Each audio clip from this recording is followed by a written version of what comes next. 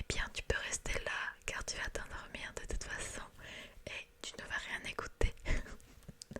Donc installe-toi tranquillement et on va continuer la lecture que l'on avait commencé. Aujourd'hui on va lire le chapitre 9 et le chapitre 10. Donc go go go, tu mets tes écouteurs, tu te mets bien au chaud, bien dans un endroit douillet et let's go.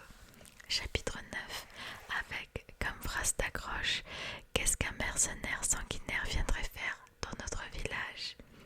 Comme d'habitude, je lis sur mon Mac qui est juste en dessous. Donc c'est normal si j'ai les yeux baissés. Le jour se lève de nouveau sur le pays des rivières. Tinuviel observe le village par la fenêtre. La veille, la petite Istia les a raccompagnés dans la maison de Rico. Celle-ci a informé les villageois dans la soirée de la présence des 3 voyageuses pendant quelque temps au village. Elle les a rassurés, tant bien que mal, mais les villageois sont toujours méfiants, surtout face à la jeune métisse. Eloui et Nyriel dorment encore alors que les premiers rayons d'Inis viennent caresser le visage de Tinuviel. Assise contre le mur, son épée en main, Tinuviel attrape sa cape et accroche son épée à sa ceinture. En bas, certains villageois commencent à sortir de chez eux et les rires des enfants commencent à remplir les rues.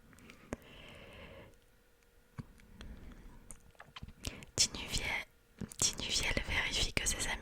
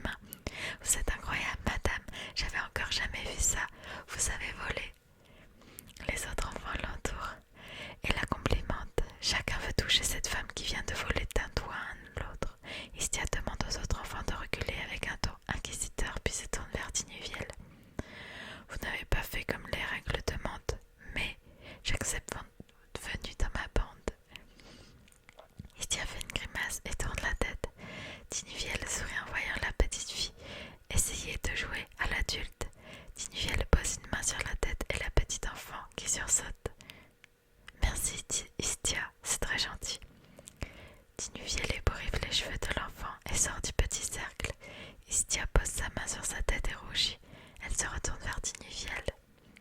Maintenant que tu es dans notre groupe, on doit te donner un nom. Tu seras Tinu. Tinuviel sourit, mais ne se retourne pas et fait coucou de la main à la petite fille. Elle approche d'un stand et s'approche d'un groupe d'adultes. Ayant vu la scène, les femmes, la main sur la bouche, observent la jeune métisse. Tinuviel tourne son regard vers elle sans rien dire et leur fait un léger sourire avant de retrouver sa mine sérieuse. Ce n'est pas la première fois que la métisse se retrouve confrontée à ce genre de comportement de la part d'autrui. On pourrait même dire qu'elle en a l'habitude, mais elle n'a jamais essayé de le changer. Même si Tinuviel est quelqu'un de bien, elle fait peur au premier abord, que ce soit à cause de son regard ténébreux ou de son attitude froide. La personnalité complexe de la jeune fille, forgée par son passé douloureux, a fait d'elle quelqu'un de distante avec les étrangers et quelqu'un de méfiante. Tinuviel observe l'étalage où se trouvent quelques tissus banals. Elle en choisit un noir et le tourne entre ses doigts pour évaluer sa qualité. Elle entend alors les murmures du groupe de femmes. Vous croyez que c'en est une? Après ce qu'on vient de voir, il serait difficile de croire le contraire. Qu'est-ce qu'un mercenaire sanguinaire viendrait faire dans notre village? Je la trouve proche des enfants. J'espère que ce monstre n'a pas l'intention de les dévorer vivants. Vous avez vu ses yeux? Je suis certaine qu'elle est possédée par un démon. Tinuviel ferme les yeux et fait claquer ses doigts, ce qui fit sursauter les femmes. Le vendeur s'approche, méfiant. Tinuviel pose le morceau de tissu. Je prendrai ça. L'homme attrape le tissu et se courbe. Oui, madame, tout de suite. L'homme prend rapidement le tissu et le donne à Tinuviel. Tenez. Elle ouvre sa bourse, mais l'homme manque de s'étrangler. Non, non, non, ce n'est pas la peine. Cadeau de la maison. Tinuviel observe l'homme qui refuse de prendre son argent par peur. Sans dire mot, la jeune fille attrape le tissu et dépose une pièce d'or sur le comptoir avant de faire demi-tour sans un mot. L'homme et les femmes ne disent rien. Elle observe s'éloigner en silence. Le marchand prend du bout de doigt la pièce d'or qui vaut bien plus que ce qu'il vient de vendre à la jeune métisse. Les femmes se tournent vers lui. Elle n'a pas l'air si méchante. Ne vous y trompez pas, c'est sûrement un stratagème pour vous charmer et ainsi mieux vous poignarder dans le dos par la suite. Vous feriez mieux de garder vos langues fourchues dans vos maudites bouches. Les femmes sursautées se retournent d'un coup sec. Derrière eux se tient Eloui, adossée à la bâtisse. Celle-ci s'approche des femmes, le regard mauvais. Nous sommes venus ici en paix, mais si vous continuez d'insulter ainsi mon ami, nous risquons d'avoir quelques désaccords. Eloui penche la tête sur le côté et sourit. Je vous souhaite une bonne journée. La petite rousse repart en sautillant et en chantonnant et salue les enfants à son passage.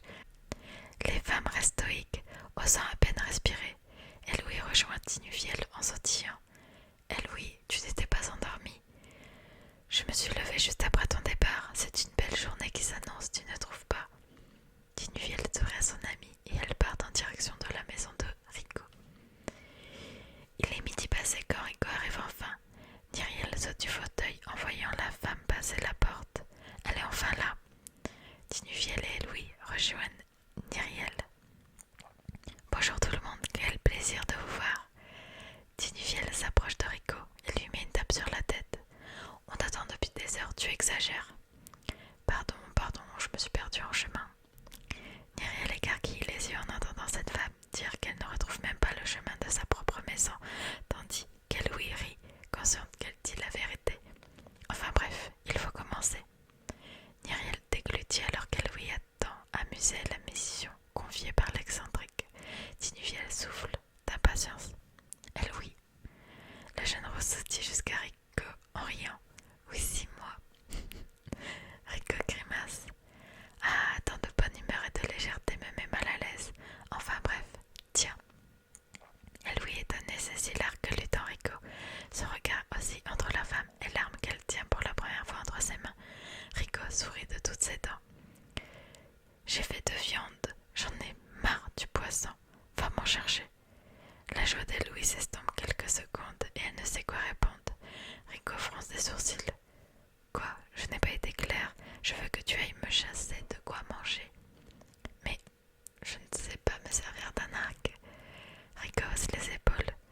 Eh bien, tu n'as qu'à apprendre où est le problème. Si tu me ramènes de quoi manger, ta mission sera réussie et je te fournirai les vivres dont tu as besoin. Les lèvres d'Eloï tremblent un peu alors qu'elle regarde avec supplice Tinuviel qui observe Rico sérieusement. Allez, vas-y. Eloï sursaute et prend le carquois et les flèches et part de la pièce. Juste avant de quitter la pièce, elle se retourne. Mais où est-ce que je dois chasser? Les bois devraient suffire, sinon tu peux retourner dans la forêt que vous avez traversée avant de venir ici. Dans la forêt, toute seule. Je ne vois pas où est le problème. Le visage d'Eloï devient blême et elle tremble légèrement. Rico se tourne vers la rose, agacé. Allez, file, tu perds un temps précieux et j'ai faim. Eloï part en courant sans demander son reste et Rico se tourne vers Nyriel qui déglutit. Princesse, pour vous la tâche sera légèrement plus ardue. Comme je travaille beaucoup, je n'ai pas le temps de ranger mon lieu de travail. J'aimerais que tu ranges l'intégralité de ma cabane. L'immense sourire de Rico contraste avec le visage décomposé de Nyriel qui se remémore la fameuse cabane vue la vieille. Ranger toute la cabane. Oui, c'est ça, vous avez bien compris. Et faites bien attention aux livres, ils sont très précieux.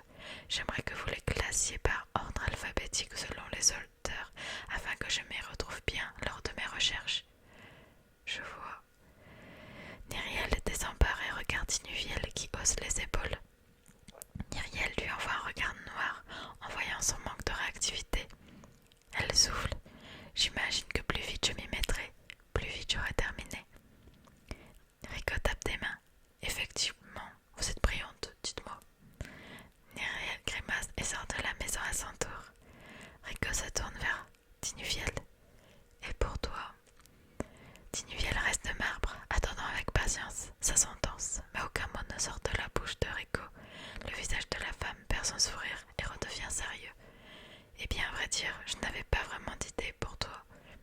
Tinuviel fronce les sourcils, essayant de comprendre ce que Rico a derrière la tête. Disons que tu vas me suivre durant l'intégralité du temps pendant lequel tes amis accompliront leurs tâches. Rico, qu'est-ce que tu as derrière la tête? Elle tourne les talons. Rien, voyons. Allez, suis-moi, j'ai des courses à faire. Tinuviel observe la femme quelques instants, ne sachant pas comment réagir et comprendre son comportement. Tinuviel emboîte le pas et Rico sort de la maison, laissant celle-ci vide. Chapitre 10. Avec comme phrase d'accroche que je l'aimais du plus profond de mon être et que cet amour m'empêcherait de le tuer le jour où j'apprendrai la vérité. Eloï pose son pied le plus doucement possible de l'autre côté du tronc, couché au sol. Elle passe sa deuxième jambe au-dessus du bois et le bruit des feuilles mortes s'écrase sous ses pieds. Eloï baisse intérieurement. Elle a l'impression de faire énormément de bruit dans ce bois si calme et serein. Tenant l'arc fermement dans sa main gauche, le carquois accroché à sa ceinture, à sa droite. Cela fait bientôt 2 heures qu'Eloï parcourt les bois sans trouver la moindre proie.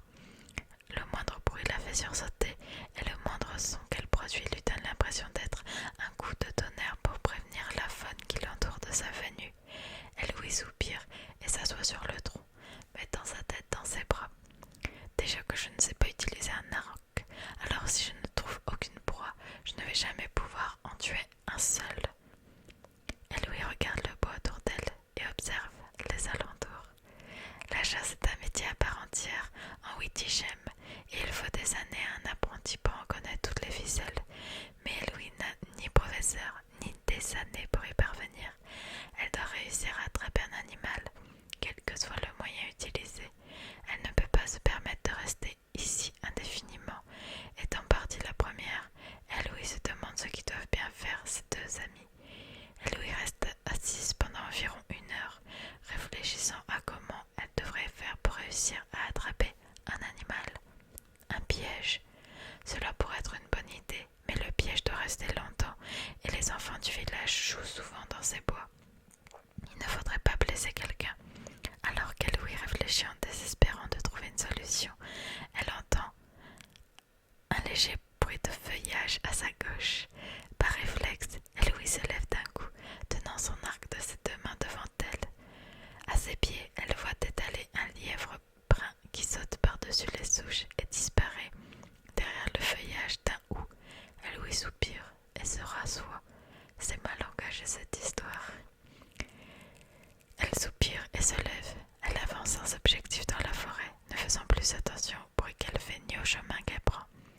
Perdue dans ses pensées, Eloï débouche dans la clairière où se trouve la cabane de Rico.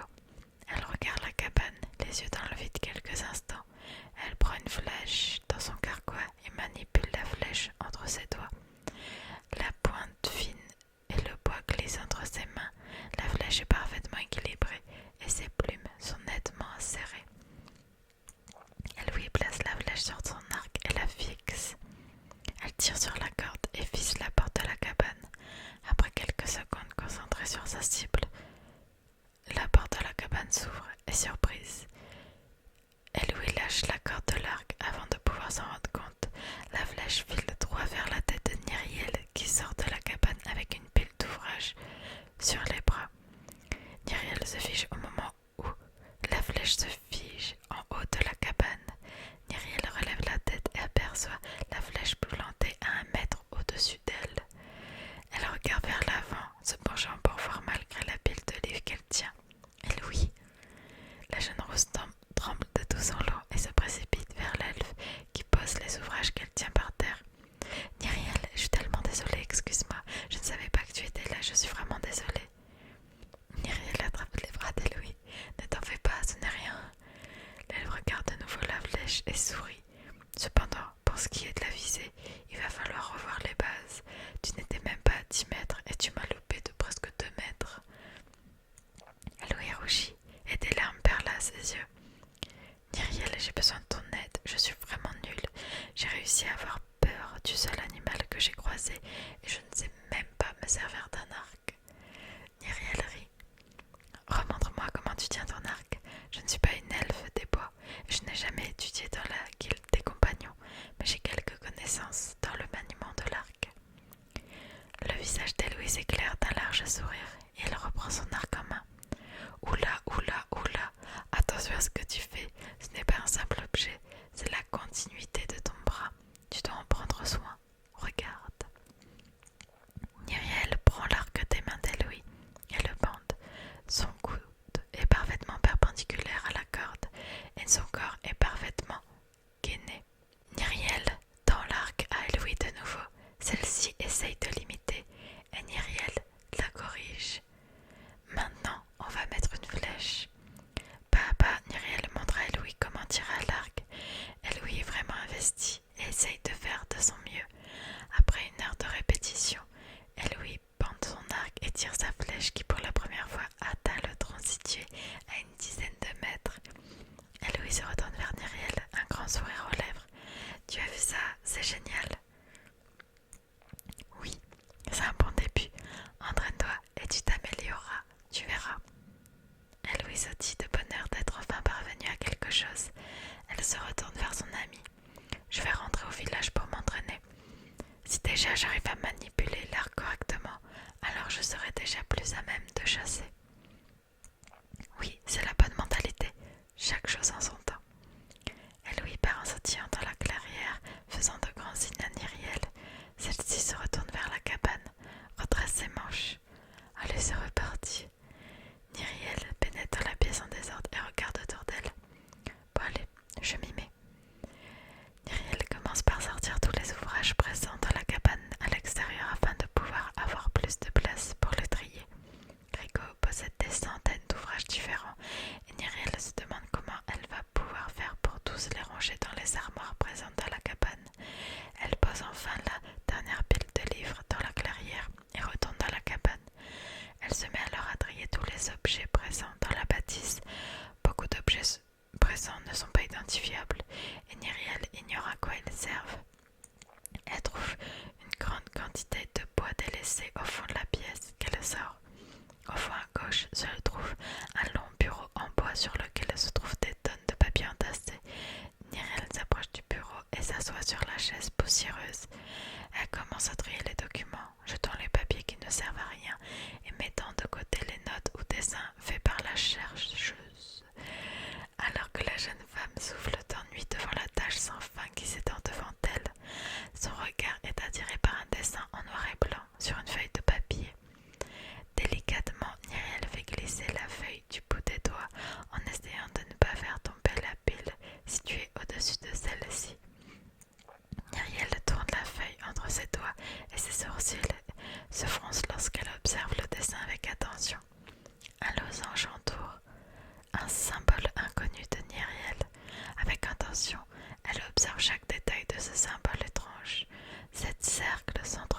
face et forme une étrange fleur dont elle ne connaît pas la signification. Myriel plie délicatement le papier et le place dans sa bourse située à sa ceinture, puis recommence à trier les différents documents. Après avoir trié les piles de papier, elle attrape un balai et commence à balayer la cabane, essayant d'enlever la poussière de chaque espace. Le ménage n'a pas été fait depuis un siècle ou quoi. Elle passe le balai au-dessus des étagères et sent que quelque chose bloque son mouvement. D'un coup sec, elle fait tomber à l'aide de son balai un vieux livre poussiéreux qui claque par terre. Surprise et attaquée par le nuage de poussière qui se dégage de l'ouvrage, elle ferme les yeux et se met à tousser. Après quelques secondes, elle s'approche de l'ouvrage et le soulève à bout de bras, se cachant le visage d'une main. Qu'est-ce que c'est ce truc?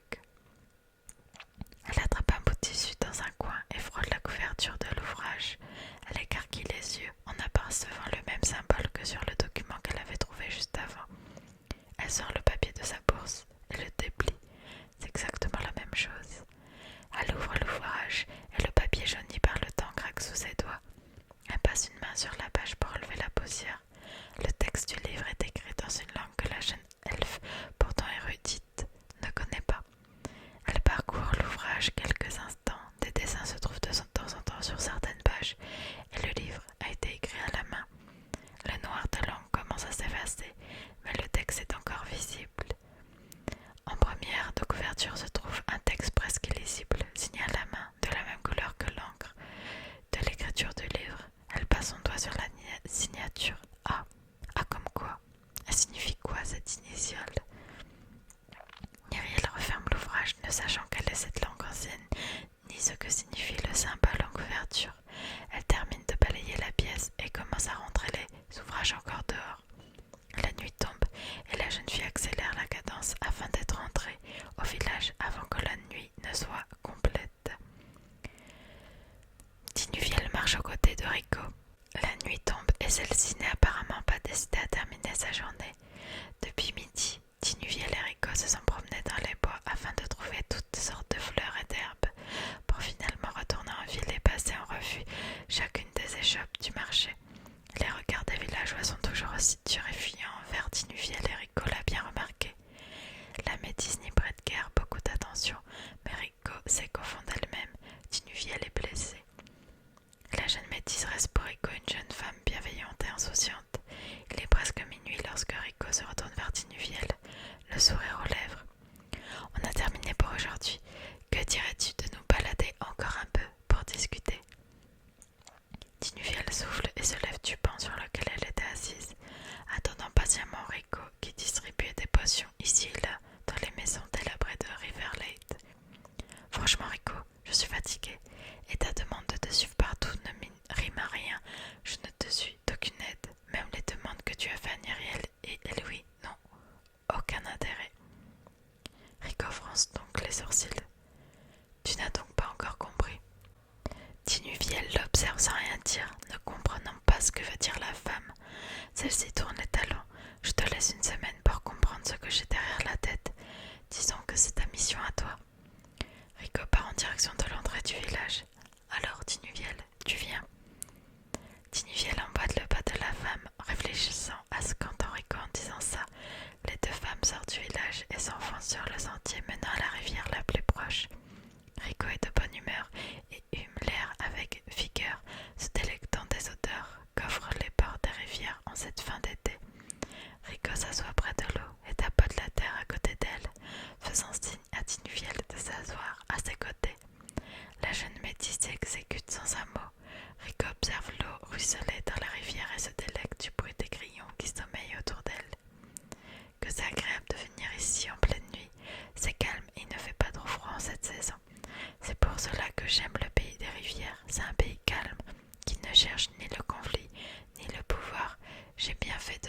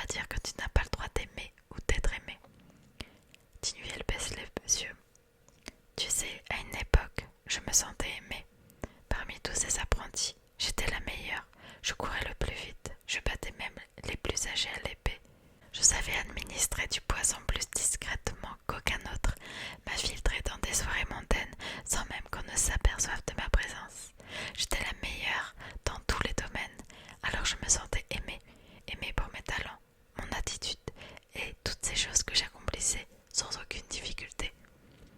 Tinuviel serra ses jambes dans ses bras, fixant l'eau, le regard absent. Ses souvenirs refont surface sans qu'elle n'essaye de les freiner. Je me souviens d'un jour en particulier. Je venais de battre à l'escrime 9 de mes camarades en même temps. Mon maître était venu vers moi, le visage sombre, et s'était agenouillé et avait avancé sa main vers moi. J'ai d'abord cru qu'il allait me frapper, alors j'ai fermé les yeux. Mes deux grands bras chauds se sont enroulés autour de moi et il m'a serré contre sa poitrine. Tinuviel serre son poignet avec force. Je n'avais jamais ressenti ça avant. C'était comme si quelqu'un me caressait le cœur. Mon maître s'est éloigné et a posé ses mains sur mes épaules, me fixant dans les yeux. Je me souviens de chacun de ses mots. Tu es vraiment exceptionnel, Tinuviel. Je ne pensais pas te rencontrer un jour, ma belle étoile. Rico regarde la métisse sans dire mot, consciente que les confidences de la jeune femme ne reviendront pas de sitôt. Des larmes perlent au coin des yeux de Tinuviel qui sourit avec nostalgie. J'étais si heureuse, moi qui n'avais jamais connu que souffrance et mépris. On m'avait enfin montré un signe d'affection. Je me suis alors entraînée encore plus dur pour que mon maître soit fier de moi. Plus le temps passait, plus je devenais forte, plus je grandissais, plus le regard de mon maître changea. Lui que je voulais tant impressionner, lui dont je voulais toute l'affection qu'il pouvait m'offrir, changea de vision sur le monde et petit à petit de caractère.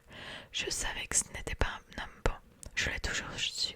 Acheter des enfants au marché d'esclaves afin de les former de force à devenir mercenaires ne peut être accompli que par un monstre dont la soif intarissable demandait toujours plus de pouvoir.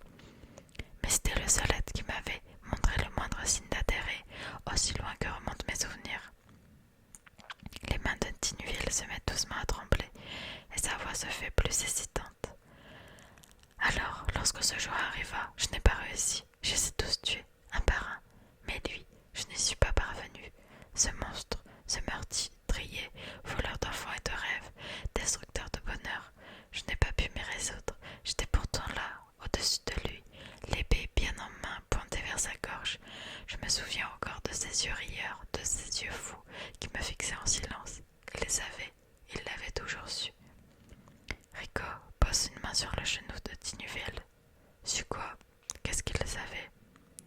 Tinuviel relève la tête vers Rico et sourit, laissant une larme s'échapper au coin de son œil. Que je l'aimais du plus profond de mon être, et que cet amour m'empêcherait de le tuer le jour où j'apprendrai la vérité. Rico serre les dents, entendant enfin cette vérité que Tinuviel n'avait jamais osé dire à haute voix jusqu'à maintenant. Finalement, tu n'as pas besoin de faire cette stupide mission que je t'ai donnée. Je vois que tu as bien mûri, contrairement à ce que je pensais. Tinuviel s'essuie les yeux, regardant perplexe la femme qui sourit d'un air satisfait. Depuis le jour de notre rencontre, j'ai toujours su que tu aimais cet homme du plus profond de ton être, malgré les horreurs dont il était responsable, malgré la torture qu'il t'a fait subir. J'ai toujours su, mais maintenant que tu le sais aussi, alors tu pourras le vaincre, j'en suis certaine. Tinuviel, les yeux écarquillés, observe avec attention la jeune femme qui se tourne vers elle, le visage fermé et sérieux. Bute-le, tu n'auras pas de troisième chance. Cet enfoiré ne te mérite pas et ne mérite pas de vivre. Rends-lui au centuple ce qu'il t'a fait subir pendant 16 ans. Le visage de Tinuviel s'assombrit. Je t'en fais la promesse. Cette fois-ci, je sais que cela fait d'être aimé. Je ne me défilerai pas. Tinuviel serre son épée dans son poing. Rico observe l'épée. Je peux. Tinuviel sursauta la demande inattendue de la femme, mais luttant l'épée, hésitante. Elle a toujours du mal à s'en séparer, et ne pas l'avoir sur elle la rend mal à l'aise. Rico prend l'arme dans ses mains et la tourne, observant les symboles sur le fourreau. Décidément, je connais bon nombre de langages oubliés, mais celui-ci m'est complètement inconnu. Malgré mes nombreuses recherches, j'aurais pensé qu'il s'agissait d'une ancienne, mais après réflexion, il ne peut pas s'agir de cette langue.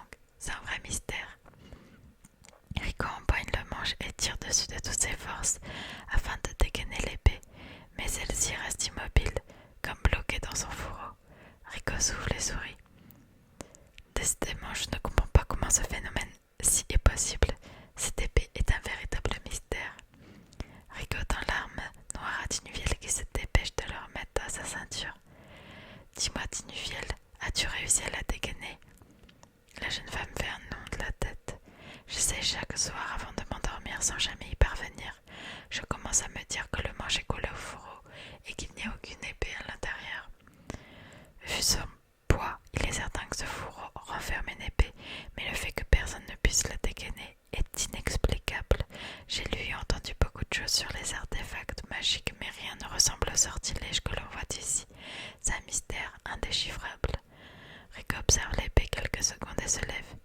Bien, il se fait tard. Rentrons. Oui, tu as raison, les filles doivent m'attendre. Rico sourit et les deux jeunes femmes se mettent en route. Dit Nuvial.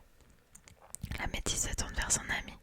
Avant de le tuer, demande-lui où est-ce qu'il a déniché cette épée et ce qu'il sait. Ce serait bête de manquer de ce genre d'informations. Tinuviel rit aux paroles de la jeune femme, qui fait passer le savoir avant toute autre chose. Le ciel est